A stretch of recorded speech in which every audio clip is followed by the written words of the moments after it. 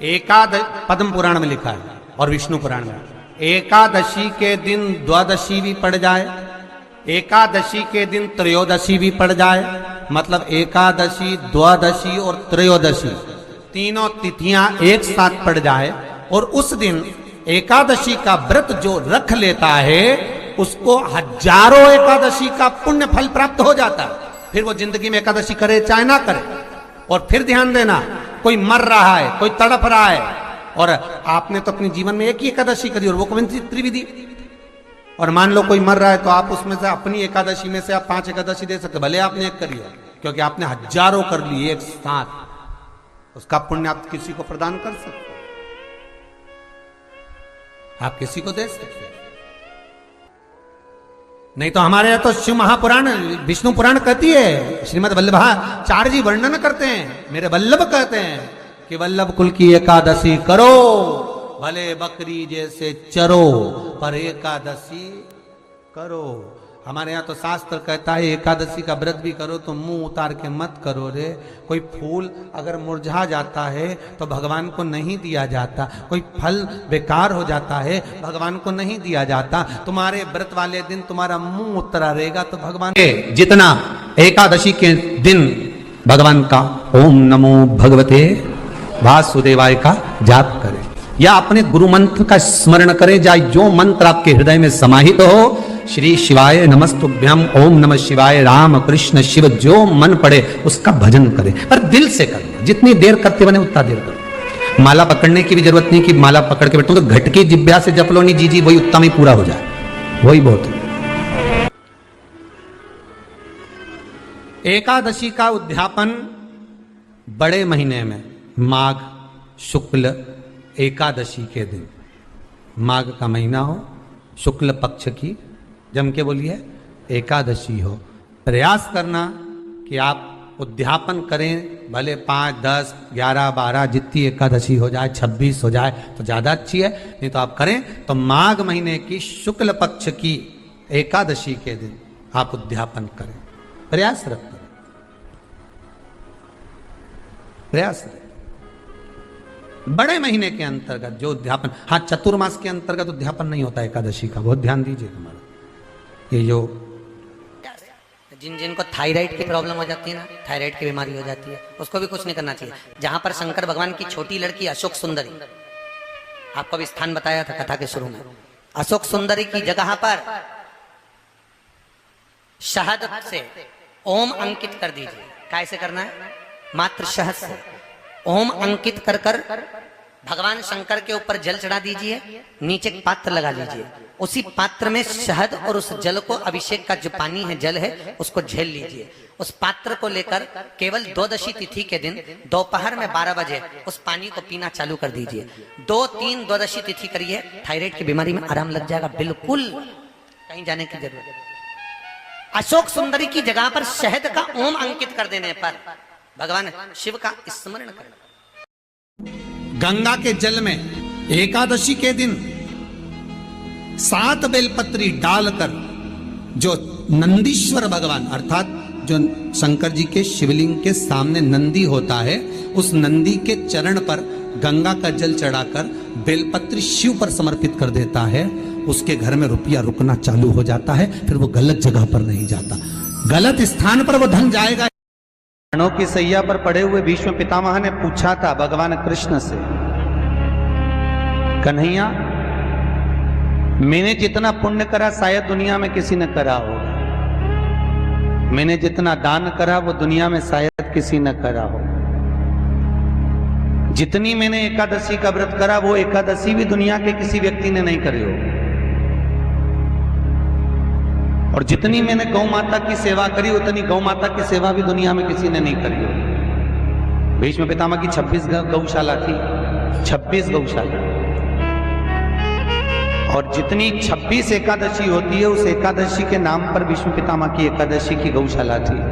कामा गौशाला, निर्जला गौशाला, मोक्षदा गौशाला, और जो एकादशी पड़ती थी उस एकादशी पर भीष्म पितामह उस गौशाला में जाते थे और गौ माता की सेवा करते, तो गाय को भी फरियाल कराते और खुद भी फरियाल करते।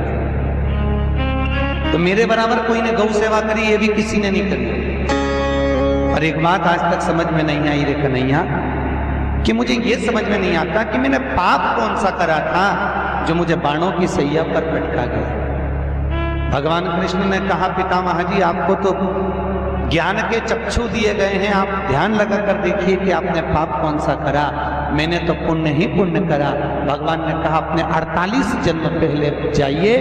भीष्म पितामह ने ध्यान लगाकर 48 जन्म पहले प्रवेश करा। 48वें जन्म पर भीष्म पितामह सुंदर आनंद से एक नगर के पुण्यमय राजा थे। एक बार गंगा नहाने जा रहे थे, पूरी सेना के साथ में, पूरे काफिले के साथ जा रहे थे।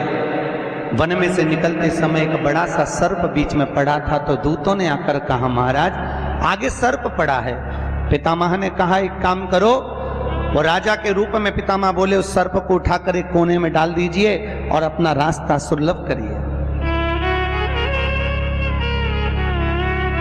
कोने में सर्प को फटका राजा कहते हैं, भीष्म पितामह कहते हैं, मैं राजा के रूप में गंगा नहाने जा रहा था, मैंने किसी को कष्ट नहीं दिया।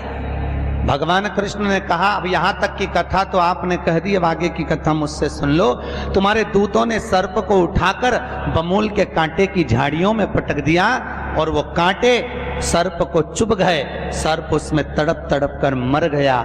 सांप जैसे तड़प तड़प कर मरा, भीष्म पितामह तुमको भी ऐसे ही तड़प तड़प कर मरना पड़ेगा। ये कर्म का दंड मनुष्य को भोगना पड़ता है। शिव महापुराण कहती है, जैसे भीष्म पितामह का थोड़ा सा पाप बाणों की सैया पर पटका, उसी तरह शिव महापुराण की कथा में वर्णन किया वेद व्यास जी ने कि हमारे 7 जन्म के पुण्य, हमारे दादा परदादा परदादा के भी दादा के पुण्य की जब गुल्लक, जैसे बच्चा गुल्लक भरता है ना, 1-1 रुपया इकट्ठा करता है, और जब गुल्लक फोड़ता है तो कोई अच्छी चीज लेकर आता है, बड़ा सा गिफ्ट लेकर आता है। उसी तरह जब हमारे दादा परदादाओं की पुण्य की गुल्लक भराते भराते उनके बच्चे भी पुण्य की गुल्लक भरते हैं, भरने के बाद जब गुल्लक फूटती है तब जानो कि अपने परिवार में शिव महापुराण की कथा होती है। ये पुण्य की गुल्लक फूटी।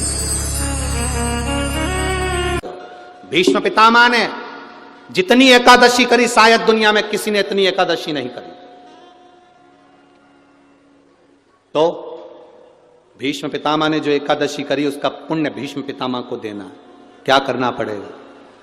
पितामह के लिए अर्जुन से कहो बाण छोड़े, पितामह के शरीर को वो बाण छुएंगे, लगेंगे। दुनिया को लगेगा कि भीष्म पितामह बाणों की सैया पर पड़े हैं, और भीष्म पितामह बाणों की सैया पर नहीं। पितामह ने जितनी एकादशी करी है, वो सारी एकादशी बाण बनकर भीष्म पितामह को अपने हाथ पर झेल लेगी, उसको मरने नहीं देगी, पटक देगी। जिसको इतने सारे बाण चुभे हैं उसको कितना कष्ट होगा, पर भीष्म पितामह का पूरा शरीर देखो, पूरी कथा देखो।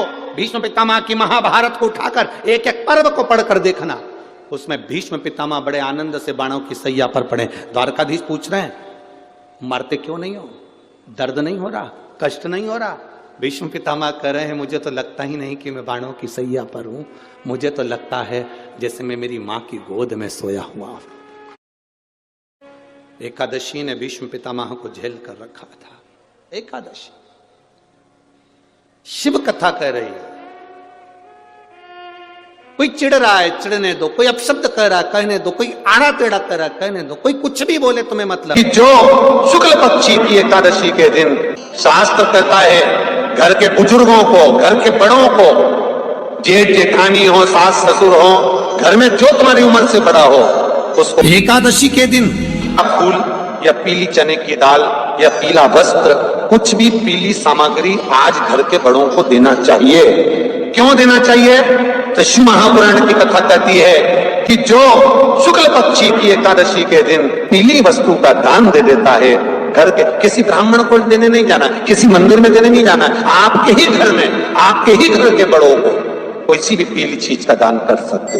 फूल हो, मिठाई हो, कोई अनाज हो, कोई वस्त्र हो, पीली वस्तु का दान दे दो। क्यों होगा? क्या होगा उससे? शिव महापुराण की कथा कहती है उससे जिंदगी में कभी बड़ी बीमारी प्रवेश नहीं कर। कि भगवान शिव के मंदिर में अगर हम प्रवेश नहीं भी कर सके, मान लो शंकर के द्वार पर, शंकर की चौखट पर, शिव के द्वार हम नहीं पहुंच पाए,